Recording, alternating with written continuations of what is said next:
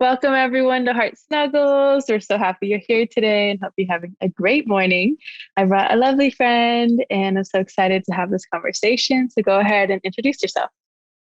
Hello, I am Dale Samson. I'm a model actor in Los Angeles. And yeah, I grew up in Arizona, and that's how Lexi and I have connected. We have got friends that date way back through college. So I'm happy to be here and just ready for the conversation. Yay. So the question of the podcast is what was the last random act of kindness someone did for you? Act of kindness somebody did for me. I feel like lately there have been some instances. Um, but I'm trying to think of one in particular. That's tough. I travel so much, and I feel like I come across strangers pretty frequently. So it's always interesting to see like the dynamic and how people are going to respond to me being around. But I think I was just in Columbus, Ohio, and my flight got delayed. And usually, like when you're traveling by yourself, like and you're at the airport, maybe someone strikes a conversation or whatnot. But there was like a group of like three people at the bar, and immediately when I sat down, they just like said hello and addressed me and asked me like what I did, and were like just super adamant about like kind of getting me to talk about myself. And so like for a couple hours until my flight approached, we just had like great conversation about life, and they were all from different walks of life, which was really cool. And it was like two gentlemen and a woman, and yeah, we just had great conversation. And I think that that was an act of kindness and just approaching me and being welcoming for me in their little travel circle that they had created. So that was cool. Cute. I Yeah, love that. Yeah. I mean, as a solo traveler as well, it's like those moments are so precious. And when someone wants to build that connection with you, it's so nice. So thanks for yeah, for sharing sure, of that. course. And so let's talk about your journey of how you got into modeling. Yeah. So to be honest with you, it was not something that I ever grew up thinking about or had ever even really thought of. When I was a kid, I can remember being like having a lot of energy, and my mom always be like, "You're gonna be an actor. Like you're gonna be an actor." Just because I don't know, I felt like I was just high energy and always like the life of the party or like liked attention. But then I went through instances in life later on that kind of forced me to be a little bit more recluse. And yeah, I went through a lot of different situations that kind of turned me completely away from that younger self that I was, the super confident one. Um, and so I kind of had to rebuild all of these steps of confidence and just self-esteem in general, who I was. I had so many questions like in my adolescence and growing up into an adult as well. And then when I was in school, I studied art, and I had like a few friends that were in the art school as well, and photography and stuff. And they would like ask me to take my picture and for projects and stuff. And I was always like, I will because you're my friend, but I don't like being in front of the camera at all. But like the photos would always come out, and they'd be like, "Oh no, they're great! Like they're great." And then when I was like 18 or so, this photographer in Arizona had reached out about modeling, but at that time I was like in the midst of like all my stay at home and in my room and like social anxiety at a maximum, just like not really who I am today.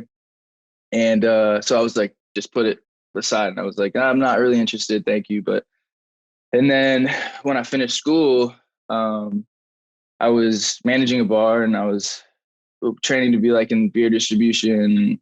I had been through 5 years of school, and didn't really see myself on that path moving forward. I was like, I feel like this would be a cool life, and I enjoy being social and being like in hospitality. I was definitely stepping into my social shoes at that time. But I was like, after 5 years of college and partying and lots of things that I probably shouldn't have been doing. I, I was like, I could probably use a step away from this lifestyle. So I reached back out to that photographer that had reached out to me, and I said, "Hey, we had kept in contact just because we were both into fashion, art, and stuff." And I was like, "I'm interested in this modeling thing. do you have any more information, or like, could you point me in the right direction?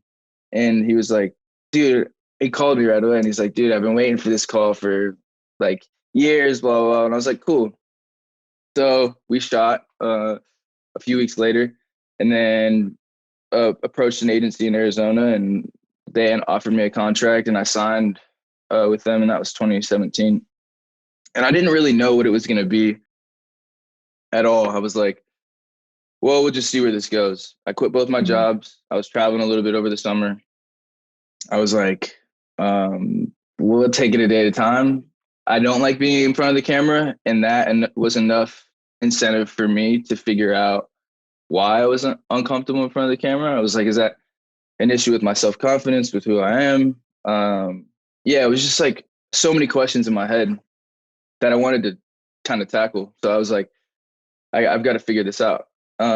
So yeah, I signed with this small agency, and they were, of course, like super confident, like super happy to have me. Like, you're gonna be like the next thing, like whatever. And I went to New York City and met with a lot of agencies there, and no one was interested in signing me. And I can remember walking into like all the big offices there at that time, and just like feeling like so uncomfortable, and just like I didn't belong there. And I wasn't aware at the time. Looking back, I was like, oh, it's so important that I went through that, because it allowed me to give myself time to like kind of feel my skin, and figure out how to exist in that space in a way that was uh, free, and like I didn't feel so much pressure. Mm-hmm. So yeah, so I was in New York, and no one was interested, and I was like, oh well, I'm gonna go back. And my uncle's in the film industry, and I knew I wanted to move away from Arizona, so he was like, I have a place in LA. He was filming in Atlanta. He's like, hey, if you want to go out and pursue this modeling, and potentially get into acting, you should do it. And like, you can stay at my place and cover bills, whatever. And like, it was like all signs pointing that direction. So I went back to Arizona, packed up all my stuff, went to LA, and met with all the big agencies in LA, and still had that like super timid. I was just not just learning about what the industry was going to be. Had so many people around me telling me like, just stick to, like with anything that you do, you know what I mean? Like, just stick to what you love and what you're interested in. And for me, I saw it as like just an open to a completely different world of creativity, and just connecting and networking that I would not have had I stayed in Arizona, and just uh, gone with what I was doing at the time. So as a whole, I was like completely infatuated. I was like, if I can like get through all of this, then my world's just gonna open up, and I don't even know what opportunities are gonna arise. So I was sold. But of course, you have to get through the things that all the hoops and stuff that you do at that time when you're starting your career. So um, this is a bit long, but I feel like this is Okay. I feel like this is the answer that you wanted. Um, so yeah, so then I'm in LA, and um, things are just, I get hit with a bunch of just like life stuff. Like, I'm just like going through. I had, yeah, just a few losses that were close to me, and my car got broken into. I got in a car accident, and it was just like all this stuff at once, as well as still with that inner battle with myself that I was dealing with from just some of the stuff that I had gone through in college. So I was like defeated. I felt defeated. No one was interested in me signing in LA, and I was bartending, and I was teaching physical education for preschool through fifth grade, just trying to make ends meet. And then, yeah, it was just kind of like one thing after the other, and it just like really hit me. And I was like down, and I was like, I got to get away for a bit. So then I went I went to Vietnam. I knew a girl that from college that was super dear to me, and so I went to see her and taught English for just a couple months in Vietnam. And then my sisters lived in Australia for a long time, so I went to Australia to see her. And then came when I was in Australia, my buddy over there, he had a sunglass company, and was like, "You should get back into modeling." And I was like, we'll see. Like, I'm taking a break and just kind of living life and going through some stuff. So, well, long story short, I ended up shooting with him. signed a contract in Australia with an agency over there, lived there for about a year and some change. And then my agent in Australia is like, Dale, you have to go back to Los Angeles. Like it's time for you to be back there. Like you'll your career will take off, and I just see a lot for you. So sure enough, packed my bags, came back out to LA, and now I'm here and pursuing. Yeah, I'm modeling full time, and things have been great this year. Obviously, last year was a bit turbulent, but this year's been great. I'm super grateful, and I'm in a great place now, and just really excited for the future. So cool. Thank you for sharing your journey. Yeah, of And course. Sorry, it was a it's bit so long. true. It's okay. I mean, it's how it goes. And I love that it's like, it's not, people just think that like, for instance, for you, it's like you're doing good now. So it's like you thought it just looks easy, but it's not been an easy journey. And I'd love for you to share like how you work through all the rejection. Oh, yeah, so that was a huge part of it. So like, no, no, no. So I was told like by many people, I think well, most importantly, I think surrounding yourself with people that you trust and like appreciate, like whether that's family or friends, like that was so important for me because I always had somebody that I could go to talk to about any situation that I was going through at that time. For the most part, of course, we always have like that inner like battle with ourselves. I can't talk to anybody about this. Like, well, you go through that as well. But for the most part, I always had somebody to go to just like be like, to share, to not even ask questions, just to share what I was going through or like talk about well, the steps that I was going through in life. And a lot of it was no at that time. Like, yeah, it was like meeting with people, like tons of meetings and castings and whatnot. And it was just like, no, no, no, no, no. And I just remember being told it's a numbers game. And for 10, 20 no's, you'll get one yes. And then you go from there and you bet, and then you get two yeses and three yeses, and then it kind of turns, you get a little bit of momentum, and then once you're in, you're kind of in. But I mean, I can just remember as a kid, I'm super grateful that my father was always like, I think he like when I was young, we're like little sponges, and we listened to the people that we love. And at that time when I was a kid, he was I can just remember him being like actually convincing me at like young Dale, like you can do anything that you want, like you can literally do anything. So whatever I was, or whatever I wanted to do, I was like, oh, like I could stop doing this and go do something else and make a career from it if I want to, because I mean you just make it work. Like you put the time in and put the effort in and have a positive attitude. I think it's super important, even in the uh, times that you feel that things are going the complete opposite way that you'd like. I think that if you can really dig deep and try and persevere, get through all of that, it's so rewarding. And like the the little progress becomes so much more appreciated, and like you just start to build these little steps about moving forward and having confidence in that, and having confidence with just like taking the punches on the chin and being like, this is building my character. You meet people along the way and you share and you talk about life, and everybody's kind of, we're all trying to figure it out. And like, I think maybe building a good sense of community where you are is Mm. important. I know that that helped me a lot. I've got a bug to be social, so I like always rode that and was like, oh, I just get out and talk to people. And I think we get so caught up sometimes and have like a bit of tunnel vision in the direction that we're going, that we forget that like everybody's also in that kind of hustle bustle, and like there's an opportunity there to share and learn from each other.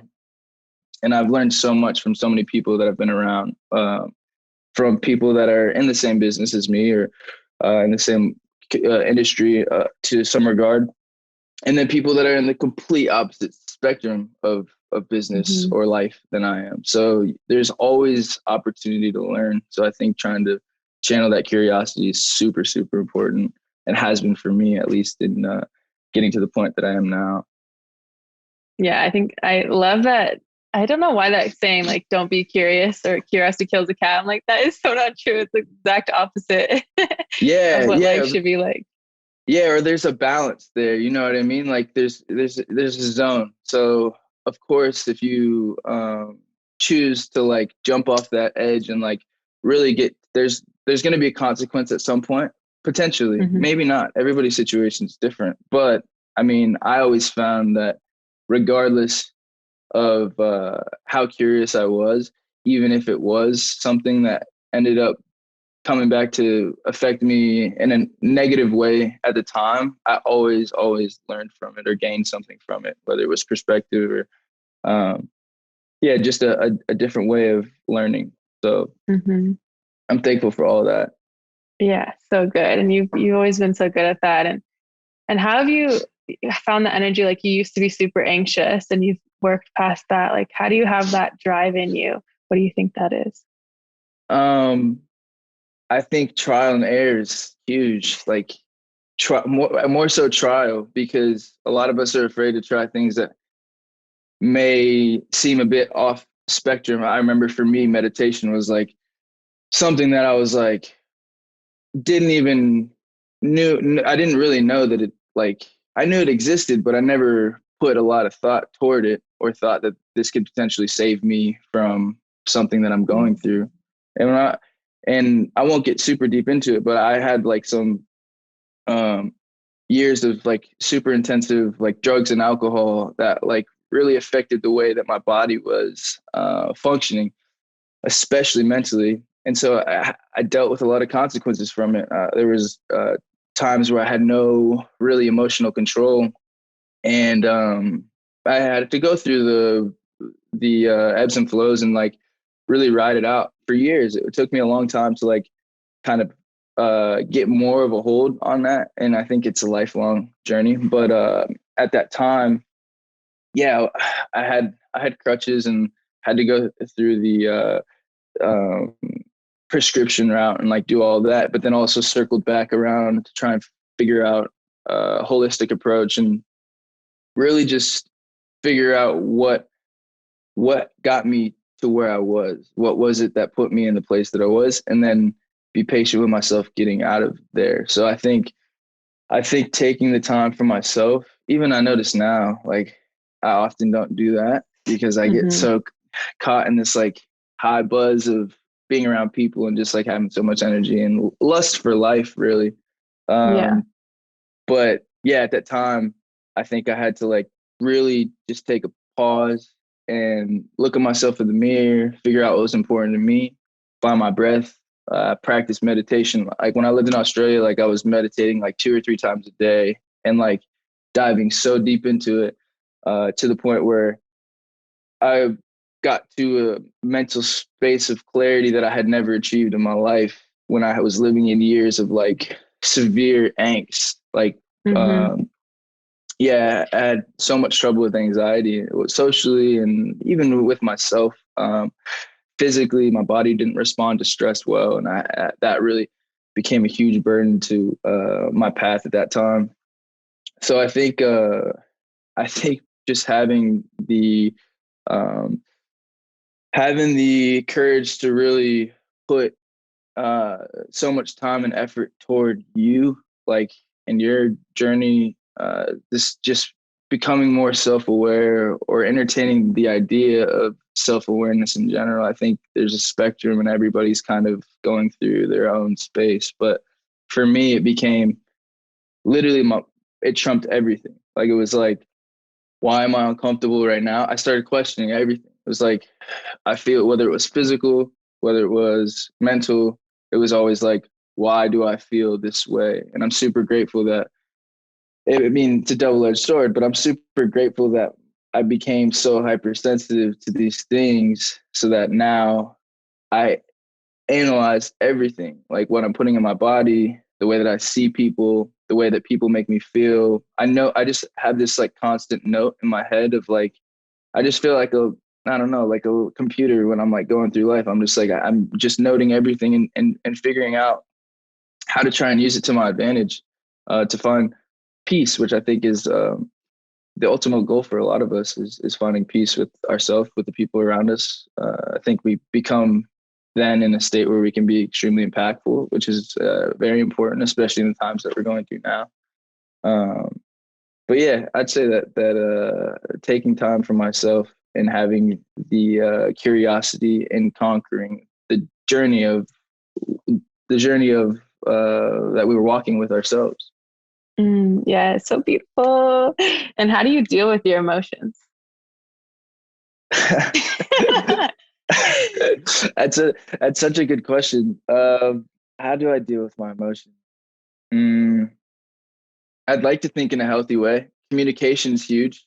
Uh, so communication is extremely important to me. Whereas before it was like non-existent. I'm like, if I just put all of these emotions in my backpack and like just keep hiking up this hill, I'll get to the top at some point and be able to unpack and like everything will be fine. But that's not how it works at all. It's like now it's like um being presented with the way that I feel, and like I feel like I immediately need to um figure out how to express it in a way that's like healthy and beneficial for me and beneficial for those around me.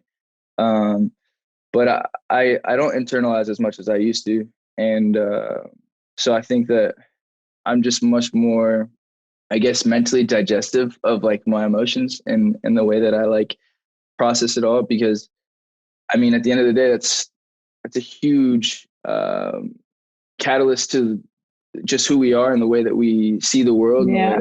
the way that we act is extremely prevalent. So yeah, emotions are always present. So it's like just I think it's instead of running, it's more about just addressing it all and trying to sit there and observe, not try and prevent yourself from getting overwhelmed. Like we all feel.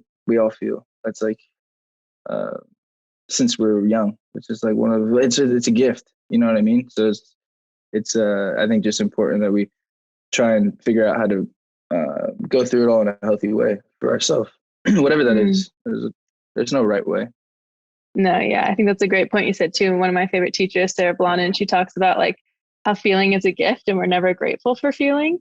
And it's one of the most beautiful things of life. And yes, sometimes it's uncomfortable and hard, but like it shows how human we are. And like we all have the spectrum of emotions. And so, yeah, emotions are great. And I'm really proud of you for not just like continuing to stuff them down because it's so common, especially for men, to not address their feelings. And so it definitely takes courage and vulnerability to do that.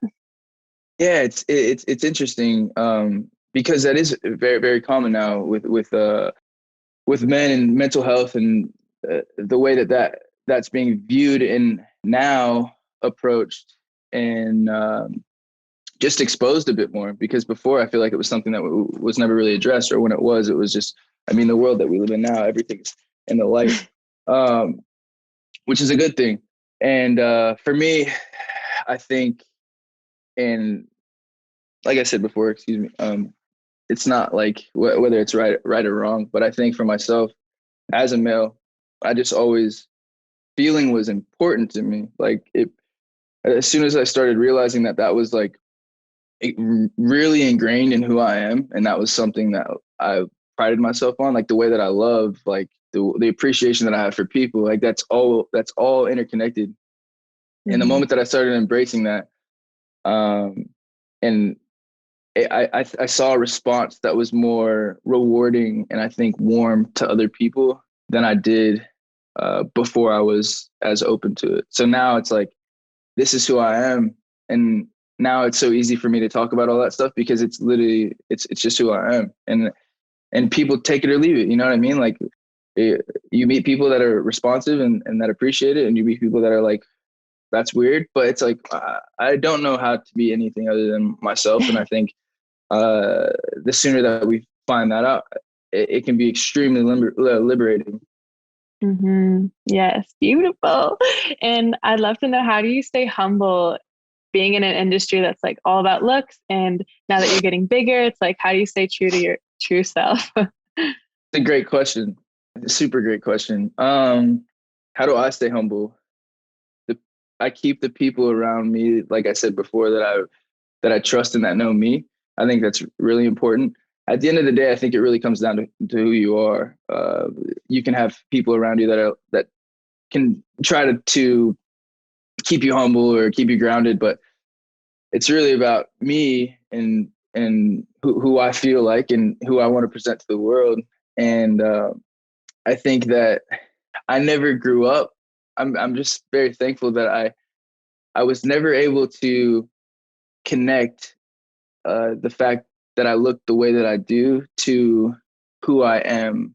And it just Mm. never, it was never like people were like, if people were complimenting me or telling me that I was beautiful, or I never found a way to have that be fed into something that was toxic or became something bigger than I was. So I think constantly checking in with myself, looking at myself in the mirror and being like, Dale, you are just who you are. And I'm grateful for what I've been given, but at the same time, I don't let it run the way that I see the world. Like I could, I can't ever look at anybody any differently than I look at myself. Like I feel like I've never felt more on an equal plane than those around me. So I think just being consciously aware of that and understanding that it was it was something that I just need to become great or need to be grateful for. And it was an act of chance, you know what I mean? My parents created me, and this just happens to be the way that I look, and I still feel like a normal kid on the inside, and was never treated any other way. And if I was, I wasn't feeding off of that. I've always just tried to stay true to who I am. And yeah, I've got such a good community. You know what I mean? Like I've always prided myself on treating people the way that I'd like to be treated. And I think that there's I get a great translation from the response that I get from them, from treating those around me the same way as I treat myself. So Yeah. No, you're yeah, I think definitely really that's, good at that. I do my best. I do my best. I appreciate you. And I think it's also important to chat about like what practices you do daily that help you. Like, what are your spiritual practices, I guess? Um, Lots of thought, and I think that's overlooked. I think people are afraid of thought. Like Hmm. I spend so much time thinking. Like I go on, every day I make time for walking. Like Yeah. walking is extremely mentally freeing for me. It helps me just like work through maybe anything that could be blocking my sequence at that time. Meditation's huge, so I try and take at least 10 minutes a day where I just check out and focus on my breath. And I'm very stimulated through sound, so I listen to certain music or that get me to a place where I feel um, that I'm kind of getting into that deeper sense of peace.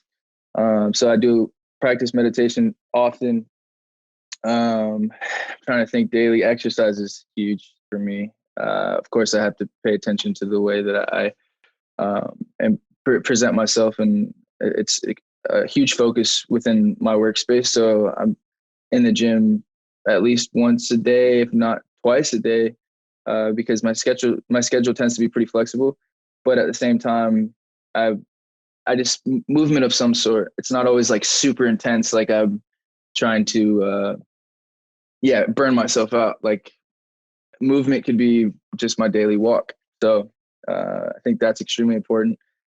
What I ingest, so my diet is, I think for us is so important, which I've learned through years of tons of practice and failing a lot, failing a lot. I really, back when I was in school and younger and went through a lot of that difficult time physically and mentally, I realized that a lot of it was because of the way that I was eating or what I was doing to my body, and that it had such a big contribution to the way that I was feeling. So now I know that if I want to feel good, I eat good and put things in my body that I know are going to only make me feel the best.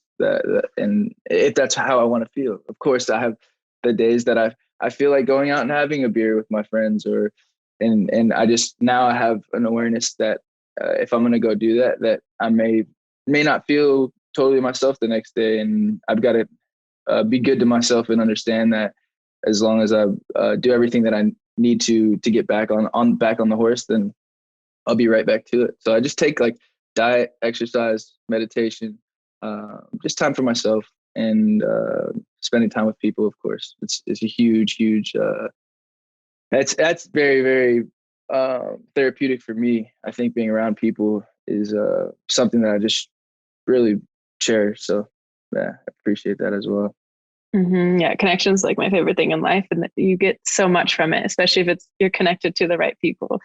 And Of course. And yeah, we resist, I think, so much in life. And I think that the moment that I let everything go and realize that I'm here with you guys, you know what I mean? mhm, Why it would be a disservice for me to not try and connect, you know what I mean?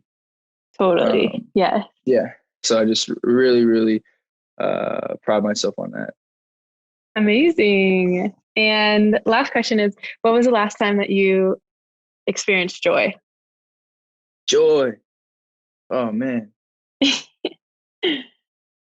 It's such a interesting scale, like trying to think about like because for a long time I wasn't experiencing joy. Like when you go through, yeah, just like life stuff, you get stuck in cycles. And like I was, I was so happy in that place that was a bit daunting. So I think the last time, it's crazy that you asked this because I've actually been reflecting more recently and been like, I think that I'm finding what I always thought happiness might be, or tastes and bits of joy or happiness, just the good feeling.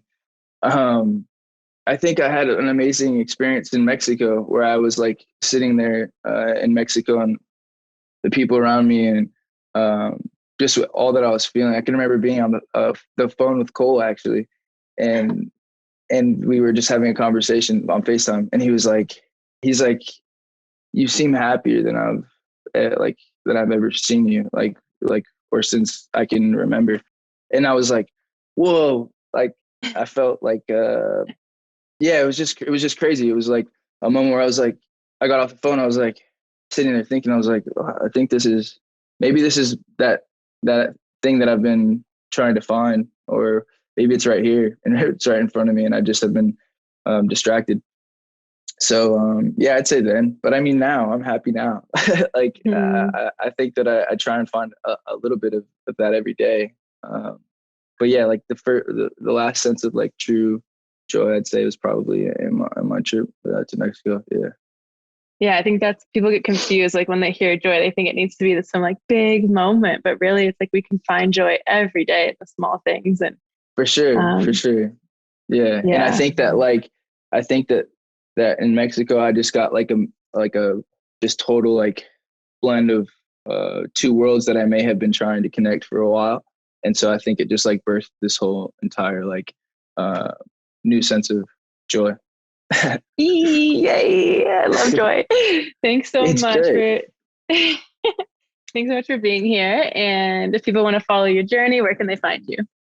I'm just on Instagram, just says DALE and then SAMSON. Usually I come up, no one has that same name that I know of, but yeah, you can follow me on Instagram, and that's pretty much my life. Like it's a lot of and reach out if you have questions or anything. I'm always happy to talk and go through my messages all the time. So, but yeah, thank you so much for having me. It was such a good chat. And, it's always great to see you. Thank you.